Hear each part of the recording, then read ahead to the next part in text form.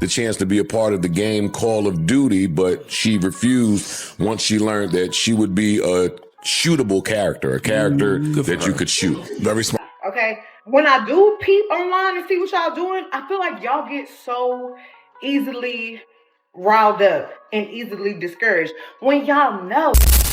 In her defamation lawsuit against blogger Magro Grams, Megan Thee Stallion gave an explanation for turning down an invitation to portray a character in the military first-person shooter video game series Call of Duty. When she found out she would be a shootable character, she turned down the opportunity due to the Tory Lanez case. In his audio response, Joe Budden seemed to make light of me. Be cautious, because the audio sample didn't have a video or other context when it first surfaced on Twitter. But after talking about the confession, the co-host of the Joe Budden podcast came to the conclusion that it was a fair choice. The chance to be a part of the game Call of Duty, but she refused once she learned that she would be a shootable character, a character that you could shoot. Very smart. They'd have been killing the shit out of Meg. Very smart. I don't even play Call of Duty. I'd have bought it off the script. Hell yeah. Yo. You got to. Them videos would have went absolutely crazy. Yeah. That was very... Budden is alleged to have stated this. Nevertheless, naturally, it is impossible to pinpoint exactly what the rapper and podcaster were referring to in this comment without further context or explanation. Maybe he was implying that he would have bought the game if a performer like the Houston FEMC had been hired. On the other hand, some fans on the internet have offered a less courteous interpretation, that Joe Budden planned to buy the game to film the Houston FEMC. One reason for this is Joe Budden's past allegations of domestic violence. Even if he has denied any wrongdoing in the past and is still trying to move on, many fans are harsh. As a result, these statements outrage those who remember these charges and wish to defend women in comparable situations. Another factor is Joe Budden's previous criticism of Megan Thee Stallion. Many fans think that this dynamic goes beyond music critique, especially when talking about legal matters, purported commercial manipulation, marital problems, and other subjects. The lawyers for Magro Grams are skeptical of Megan Thee Stallion's recent thoughts regarding the agony she endured during the Tory Lanez incident. For those who are unaware, Megan is suing Magro Grams for defamation for allegedly spreading false information about the Laney family's support and Tory's case. According to a report, Graham's lawyers forcefully cross-examined the Houston FEMC in Miami federal court on Friday, November 21st. The defense attorneys questioned her honesty throughout her testimony. It's uncertain, but it might be related to details of the 2020 shooting or something else.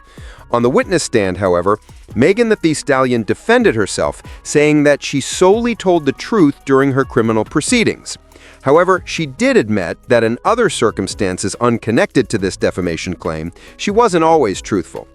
However, the staff of Magro Grams believe Megan misled fans about the Tory Lanez scenario. However, as these courtroom discussions are not mentioned in the report, fans' online interpretations should be viewed with caution. The trial will soon come to an end. We'll see how the judge's decision is impacted by this cross-examination. However, Magro Grams' attorney argues that her posts are First Amendment protected because they discuss such a well-known topic. However, ties between her and Tory Lanez's father were also questioned in court. Grams defended stealing money from him by claiming that the two issues were unrelated. Megan, without a doubt, the Stallion, has gone through a lot in her life. According to Travis Ferris, also known as T. Ferris, her former manager, there has been a cost associated with that.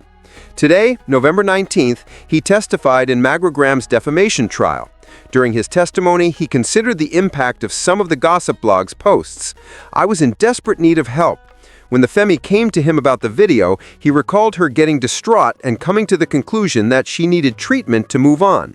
She ultimately agreed to pay an astounding $240,000 for a 4-week therapy session.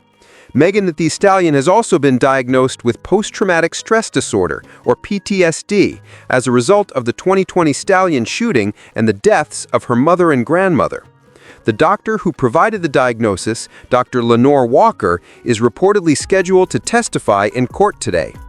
Tory Lanez made it easy for the court presiding over his third deposition to punish him after acting impolitely once again. The Canadian rapper was told a few weeks ago that he would have to put up with this one with Magra Grams. In an effort to keep him out of the situation, his legal team filed a request for a protective order in September. Even though doing so would place him at serious risk of punishment, he persisted in acting in a cooperative manner. During this November 14th deposition, the judge found Tory Lanez in contempt and ordered him to pay $20,000 for his actions. Megan Thee Stallion is suing Graham for defamation, and the Color Violet artist declined to respond to basic questions about him. The first is how he got to know defendant Magra Cooper. The second question concerned whether Mr. Peterson spoke to defendant Cooper. Lastly, did he send Miss Cooper text messages or direct messages on Instagram? Lane appeared to be planning to be unresponsive going into this deposition. He responded to the threat of legal repercussions by saying, "I am currently incarcerated for 10 years. You can do what you choose." The jury in Megan Thee Stallion's lawsuit against Grams will be aware of Lanez's actions. It's unclear how long this deposition was supposed to last, but it ended after 44 minutes. In a sense, it's important to consider whether Tory is trying to make a point. Maybe he only wants to be left alone as he serves his time, but he was also trying to overturn his conviction and 10-year sentence. However, Megan Thee Stallion urges her admirers to quit worrying about the vitriol she experienced online. The rapper responded to the abuse she receives on social media on a live stream one day after the release of her new single, Lover Girl. Okay, when I do peep online and see what y'all doing, I feel like y'all get so easily riled up and easily discouraged when y'all know people get paid to talk crazy about me. Like, don't it seem a little weird, like how overwhelming a lot of Megan Thee Stallion hate seem? Like, that don't seem right, do it? It's not, because people are getting paid to do this. These are bots.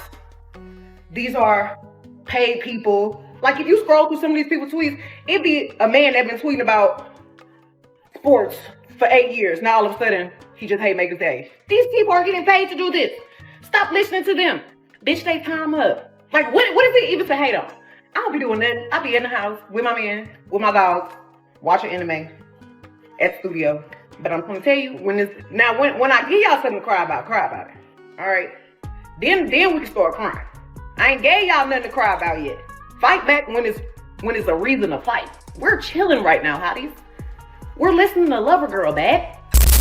Megan did, however, also inform her supporters that there is one situation in which retaliation is okay.